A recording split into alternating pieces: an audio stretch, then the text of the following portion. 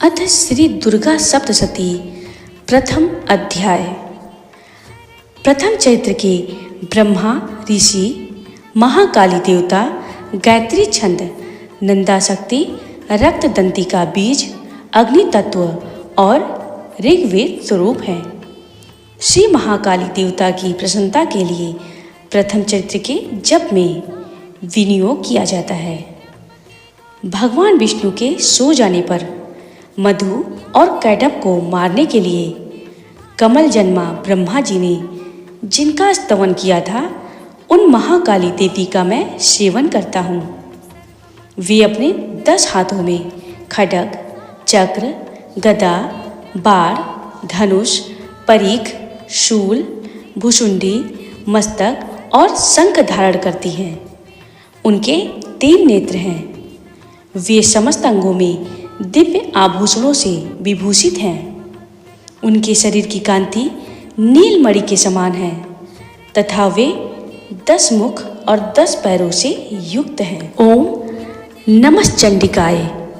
मार्कंडेय जी बोले, सूर्य के पुत्र श्रावणी जो 8वें मनु कहे जाते हैं, उनकी उत्पत्ति की कथा विस्तार पूर्वक कहता हूँ, सुनो।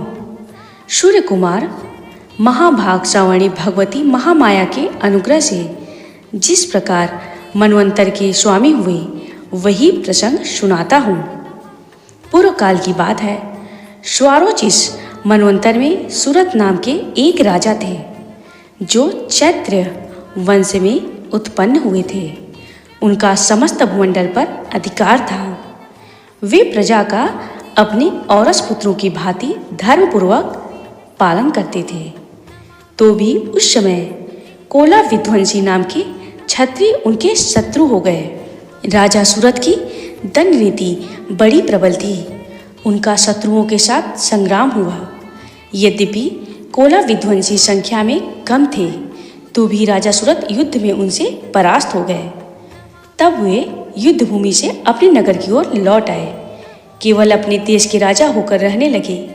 समूची पृथ्वी से अब उनका अधिकार जाता रहा, किंतु वहाँ भी उन प्रबल शत्रुओं ने उस समय महाभाग राजा सूरत पर आक्रमण कर दिया। राजा का बल क्षीण हो चला। इसलिए उनके दुष्ट, बलवान एवं दुरात्मा मंत्रियों ने वहाँ उनकी राजधानी में भी राजकीय सेना और खजाने को हथिया लिया। सूरत का प्रभुत्व नष्ट हो चुका था। इसलिए वे शिकार खेलने के बहाने घोड़े पर सवार हो वहाँ से अकेले ही एक घने जंगल में चले गए। वहाँ उन्होंने विप्रवर मेधा मुनि का आश्रम देखा, जहाँ कितने ही हिंसक जीव अपनी स्वाभाविक हिंसा वृत्ति छोड़कर परम शांत भाव से रहते थे।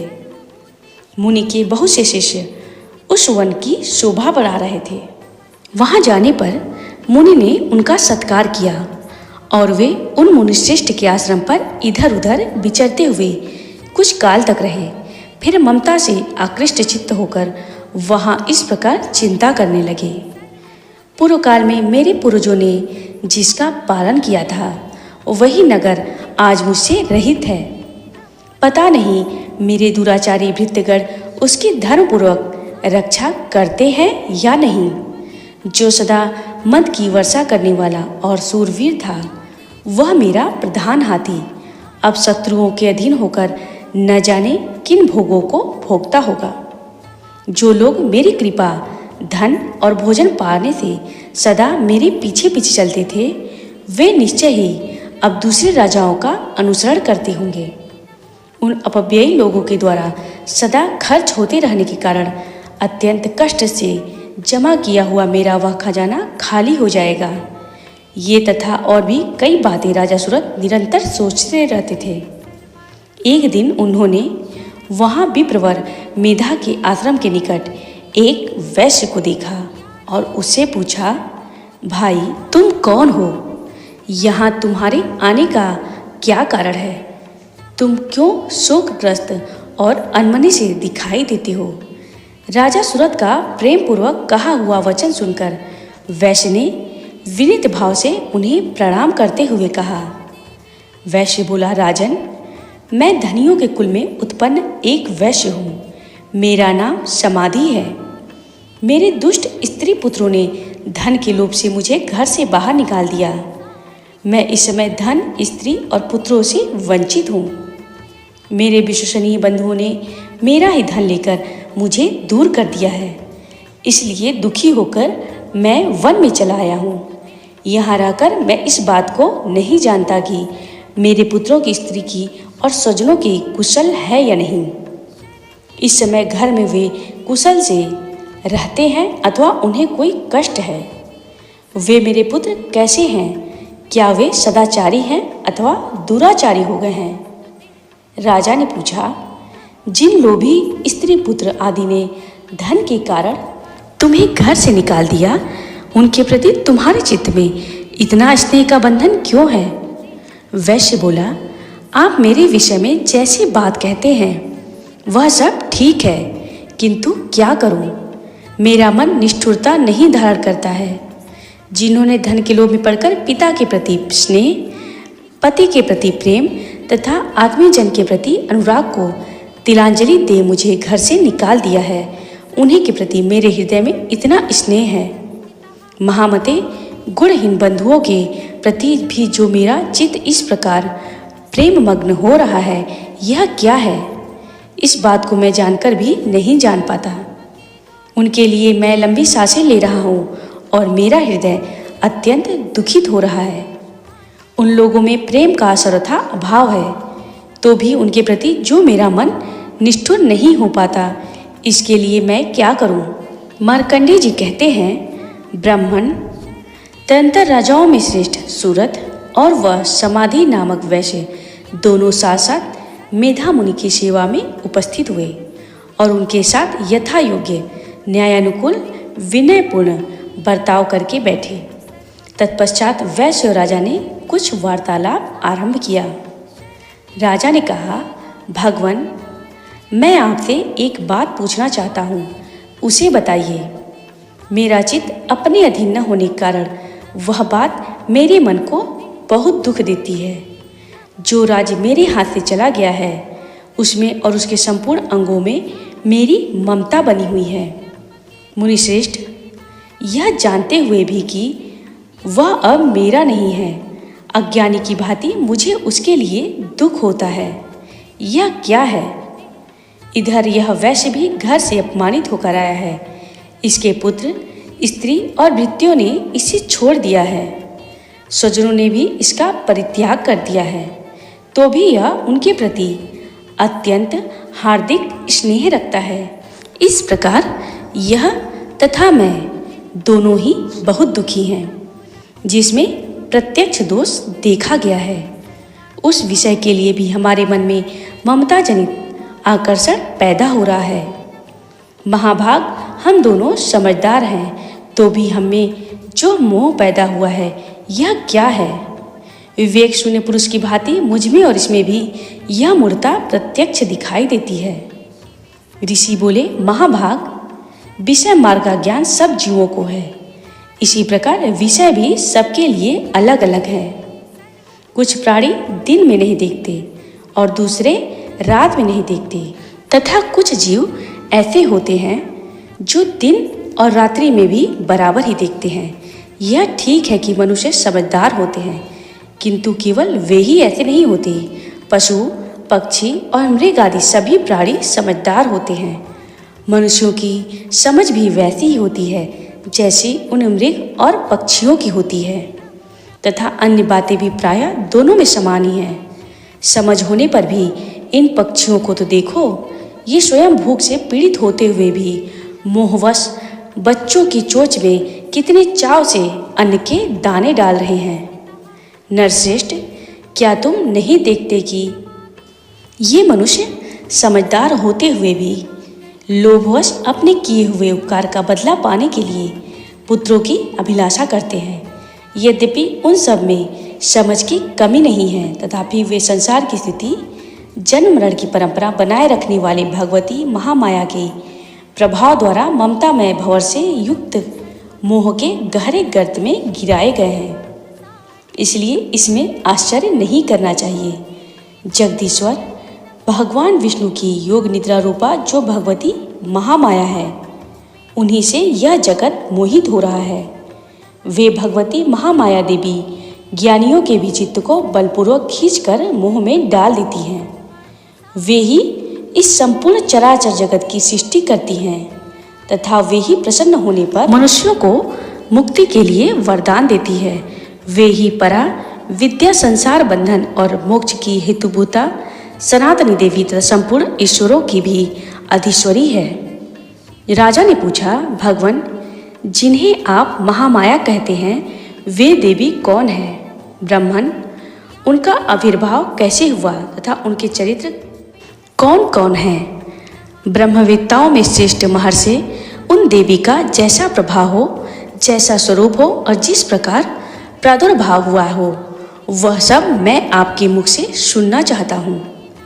ऋषि बोले, राजन, वास्तव में तो वे देवी नित्य स्वरूपा ही हैं।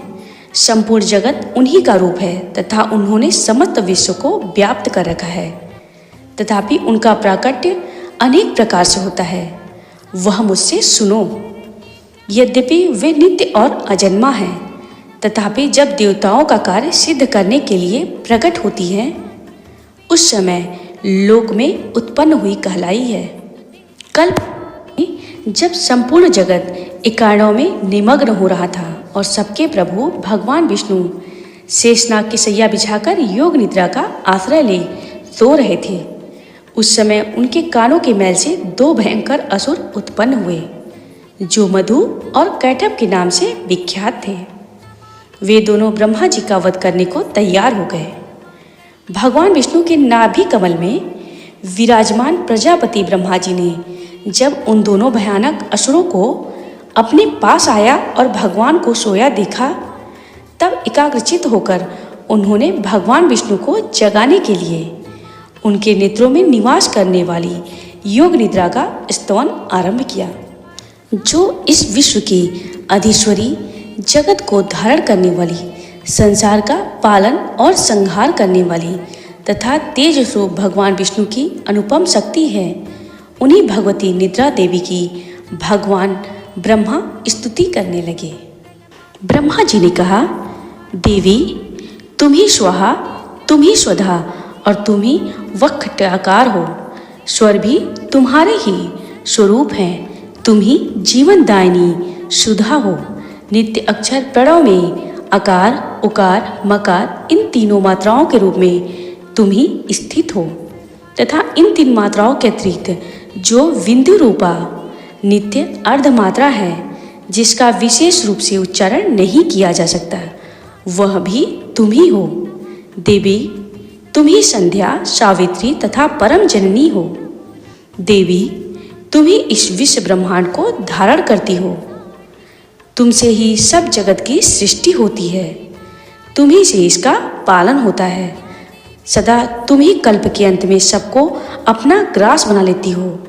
जगन्मयी देवी, इस जगत की उत्पत्ति के समय तुम सृष्टि रूपा हो, पालन काल में स्थिति रूपा हो तथा कल्पांत के समय संहार रूप धारण करने वाली हो।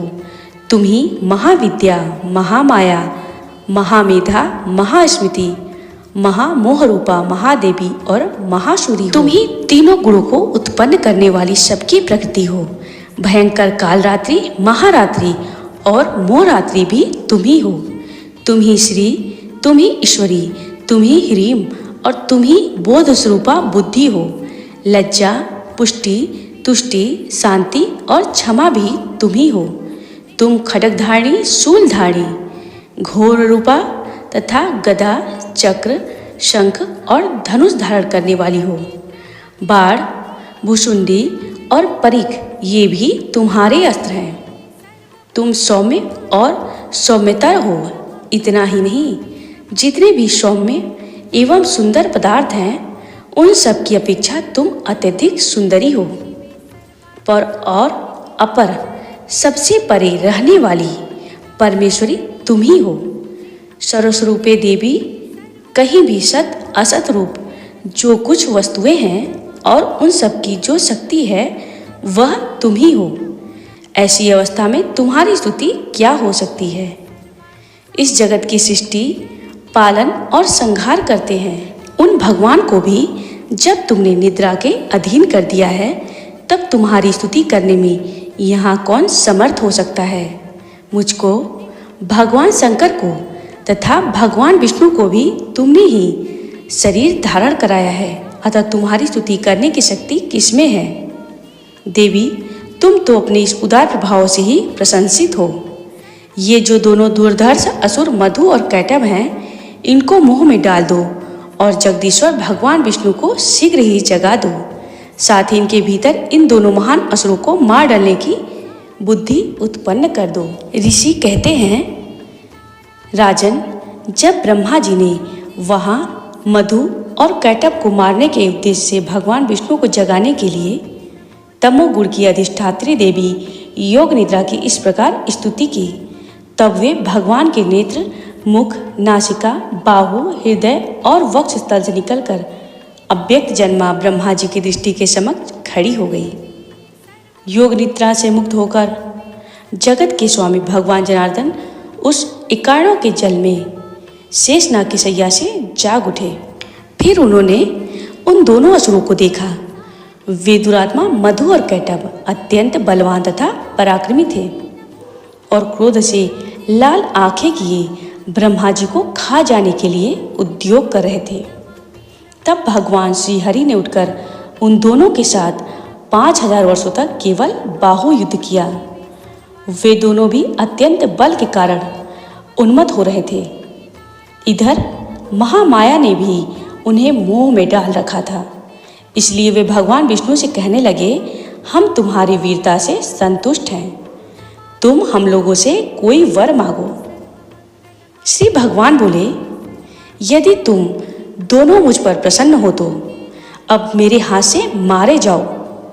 बस इतना सा ही मैंने वर मांगा है, यहाँ दूसरे किसी वर से क्या लेना है। ऋषि कहते हैं, इस प्रकार धोखे में आ जाने पर जब उन्होंने संपूर्ण जगत में जल ही जल देखा, तब कमल नयन भगवान से कहा, जहाँ पृथ्वी जल में डूबी हुई न हो, जहाँ सूखा स्थान हो, वही हमारा वध करो। ऋषि कहते हैं, तब तथास्तु का कर शंख, चक्र और गदा धारण करने वाले भगवान ने उन दोनों के मस्तक अपनी जांघ पर रखकर चक्र से काट डाले। इस प्रकार देवी महामाया ब्रह्मा जी की स्तुति करने पर स्वयं प्रकट हुई थी। अब पुनः तुमसे उनके प्रभाव का वर्णन करता हूँ, सुनो।